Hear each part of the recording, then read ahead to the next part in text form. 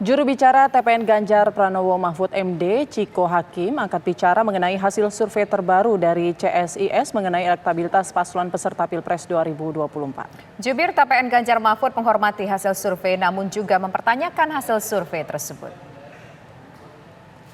Terkait hasil survei terakhir dari CSIS, kami dari tim pemenangan nasional Pak Ganjar maupun Pak Mahfud sesungguhnya selalu menganggap apapun hasil survei dari lembaga manapun sebagai masukan bagi kami.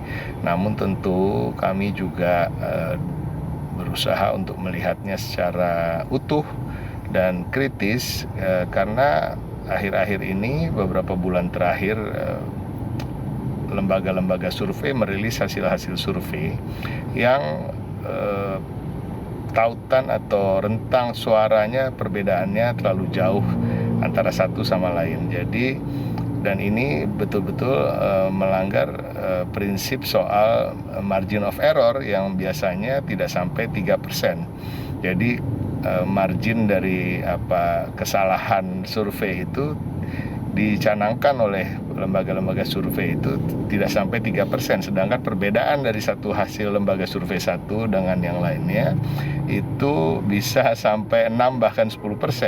Jadi ini juga agak membingungkan, tapi kami tetap berpikir positif tentang teman-teman yang berada di lembaga survei dan itu akan tetap menjadi evaluasi kami.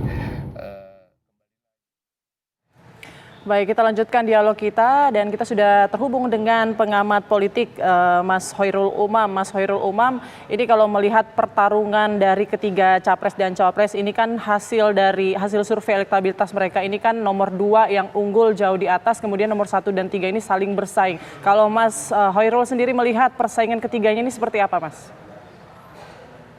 Ya, memang sejauh ini terjadi sebuah proses dinamika elektabilitas yang cukup kompetitif. Tetapi memang di fase pasca pendeklarasian capres-cawapres pada momentum di penghujung Oktober yang lalu, memang ada sebuah situasi di mana terjadi migrasi pemilih yang cukup signifikan ketika Gibran dideklarasikan sebagai cawapres dari Prabowo, terutama dari elemen pemilih dan juga simpatisan Jokowi non-PDIP yang selama ini dinikmati oleh PDIP sebagai bagian dari kutel efek atau efek ekor jas yang besarnya bisa sekitar 5-7% dan dinikmati sebagai kutel efek di Pilpres 2014 dan juga 2019. Nah, situasi ini yang kemudian tampaknya membuat elektabilitas dari 03 menjadi agak problematik, sehingga kemudian terjadi reorientasi strategi bagaimana yang semula menyerang pemerintah Jokowi secara keras, menuding sebagai Orde Baru, bahkan Orde Baru Plus, melakukan intervensi kekuasaan, lalu kemudian beberapa minggu ini dilakukan perbaikan strategi dengan memperbaiki narasi di mana tetap mencoba melekatkan Jokowi sebagai bagian dari PDIP.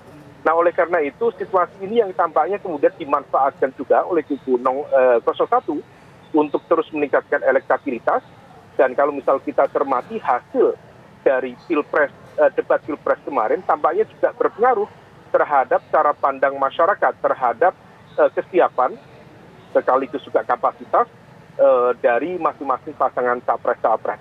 Hasil dari debat Pilpres kemarin terkait dengan konteks capres tampaknya Anies bisa menunjukkan distinctive strategi, tetapi dalam konteks yang sama di debat cawapres Gibran justru tampil juga cukup kompetitif dengan menjawab tudingan dan juga kekhawatiran sejumlah pihak bahwa dia tidak akan tampil cukup meyakinkan dan sebagainya, tetapi kemarin bisa meyakinkan sejumlah elemen dengan narasi tawaran kebijakan yang tidak kalah dengan Profesor Mahfud MD dan juga Muhaimin Iskandar sebagai cawapres dari 01.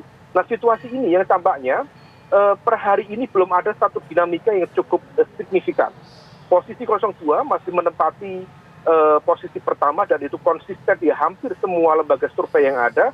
Sementara prediksi di posisi kedua tampaknya memang didominasi oleh perbedaan cara pandang, termasuk hasil temuan dari berbagai lembaga survei yang tentu secara metodologis kita berharap tentu bisa dipertanggungjawabkan. dari teknik sampling, kemudian teknik pengambilan data, meskipun tentu ada sejumlah potensi error, baik dalam konteks pengambilan data, kemudian kesesuaian dari enumerator mengambil data dari para responden, semua itu memungkinkan bagi terjadinya situasi di mana kemudian terjadi sampling error yang sudah diantisipasi. Oleh karena itu, kita akan menunggu kepastian dan kemungkinan bagaimana 01 atau 03 apakah yang tampil lebih kompetitif untuk maju di putaran kedua atau tidak. Tapi 02 tampaknya masih cukup mendominasi di sana. Ya, Mas, yang menarik dari survei CSIS ini untuk kita melihat bagaimana prospek di antara kedua 1 dan 3 ini untuk bisa misalkan maju ke 2 putaran. Yang pertama, tadi saya sempat menanyakan bahwa margin of error ini sekitar di angka 2%-an lebih. Kemudian selisih suaranya antara 1 dengan 3 maksud saya ini sebesar 6%. Kemudian di situ juga ada data soal yang belum menentukan pilihan atau undecided voters itu sebanyak 10%. Nah, apakah dengan data-data yang ini bisa menunjukkan yang mana yang paling potensial atau ini sangat masih tentatif, masih ada lebih dari 40-an hari lagi untuk menuju pencoblosan suara, Mas Umam? Sangat tentatif, karena bagaimanapun juga saat ini masih masuk dalam 2 fase debat dan kita masih akan menyaksikan 3 fase debat dan di level itu akan terlihat mana yang disiplin dalam berargumen, mana yang kemudian memungkinkan menciptakan error atau ketidakdisiplinan dalam berargumen sehingga kemudian di level itu berpotensi mendegradasi kredibilitas dan juga elektabilitas atau sebaliknya semakin mengkonsolidasikan basis pemilih loyalnya.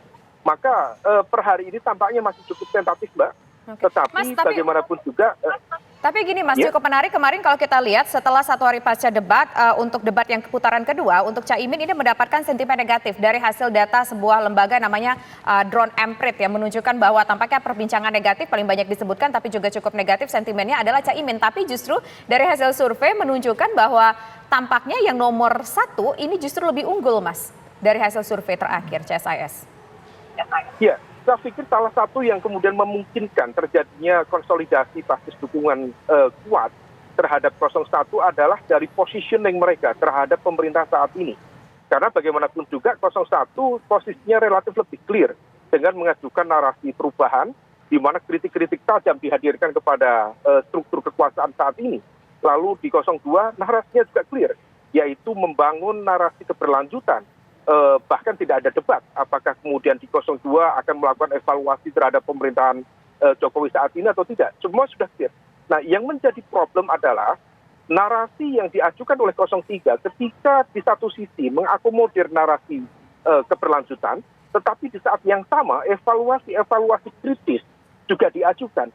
Dalam konteks ini terjadi kemudian kegamangan pada level pemilih, terutama tadi adalah basis pemilih loyal Jokowi, non-PDIP yang secara party ID bukan PDIP, tetapi selama 2 kali pilpres kemarin menjadi kutel effect yang bisa mencapai angka 7% dinikmati oleh PDIP. Situasi ini yang kemudian membuat migrasi pemilih yang harus diantisipasi betul oleh PDIP sekaligus tim sukses dari Ganjar Mahfud itu sendiri. Maka di level ini kemarin performance dari Caimin to some extent memang ada catatan karena lebih banyak mengelaborasi gimmick selepet yang tampaknya kurang begitu mendapatkan respon dan juga reaksi yang cukup positif dari audiens dan juga dari masyarakat secara umum. Tetapi di dalam konteks positioning relatif lebih clear sehingga kemudian skeptis masyarakat pemilih pro perubahan itu terkonsolidasi cukup memadai. Meskipun secara umum dari hasil temuan survei yang dilakukan beberapa waktu lalu, praktis basis pemilih perubahan itu hanya 40%. Nah, oleh karena itu, apakah kemudian mampu dikonsolidasikan atau tidak, saya pikir semuanya akan bergantung pada momentum ke depan. Tetapi di saat yang sama, pro keberlanjutan juga cukup signifikan dan konsolidasi basis 02 juga semakin kuat. Dan yang tidak kalah penting, performance dari Gibran di debat kemarin tampaknya kemudian mampu membalik cara pandang dan juga sikap a priori dari masyarakat umum yang selama ini agak underestimate atau meremehkan kredibilitas dan performance Gibran selama masuk di panggung politik nasional ini.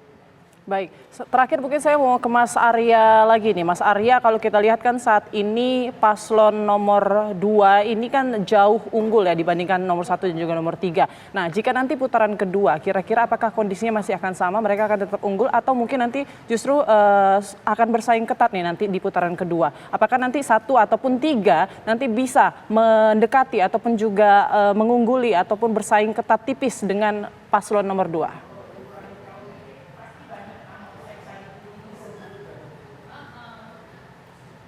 Baik, terima kasih. Baik, pertama saya kira semua kemungkinan masih terbuka ya. Dan semua kemungkinan bisa terjadi juga saat putaran kedua terjadi nantinya. Kalau memang akan terjadi putaran kedua. Apa kemungkinan itu? Kemungkinannya adalah ketika terjadi 2 putaran, itu tentu persepsi masyarakat dan pemilih terhadap pasangan capres tertentu tentu akan berbeda. Ada mungkin kandidat yang akan mendapatkan momentum, tapi pada saat yang sama juga mungkin ada kandidat yang akan kehilangan momentum. Nah, dalam kondisi yang kompetitif seperti itu, memang saat ini kita belum bisa dengan tepat memprediksi kemungkinan-kemungkinan bagaimana kalau yang masuk ini adalah A dan B atau B dan C gitu ya. Semuanya sekarang kemungkinannya masih terbuka, dan ketika terjadi 2 putaran, apakah saat ini Pak Prabowo leading di angka 40-an, apakah akan terus leading atau apakah akan drop atau apakah akan stagnan nanti atau akan bersaing ketat dengan penantangnya, itu sebenarnya kita juga belum sepenuhnya bisa memprediksi dengan tepat ya. Karena momentum-momentum politik ke depan pasti akan terjadi ya. Dan situasi-situasi tren-tren baru juga masih akan terjadi. Saya ambil contoh satu misalnya soal debat. Debat saya kira adalah salah satu tren baru politik Indonesia, ya. Dan ke depan debat akan punya posisi penting di pemilih kita. Kenapa dia penting? Karena pertama kalau kita lihat dari proporsi pemilih yang belum mantap, ada sekitar 12%-an pemilih yang akan mengubah pilihannya setelah mereka mendengarkan putaran debat, ya. Dan dari sisi waktu ada sekitar 5,8% pemilih yang juga akan menentukan pilihannya setelah putaran debat selesai.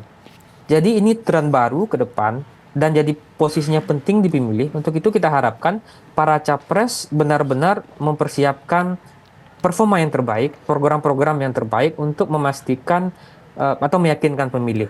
Dan saya kira juga menurut saya debat ini juga akan satu variabel penting juga untuk menentukan apakah pilpres kita ke depan akan berlangsung 1 atau 2 putaran gitu. Baik, terima kasih banyak Mas Arya Fernandes selaku Kepala Departemen Politik dan Perubahan Sosial CSIS dan juga Mas Hoirul Umam selaku pengamat politik. Terima kasih telah bergabung bersama kami di Kabar Petang. Selamat sore.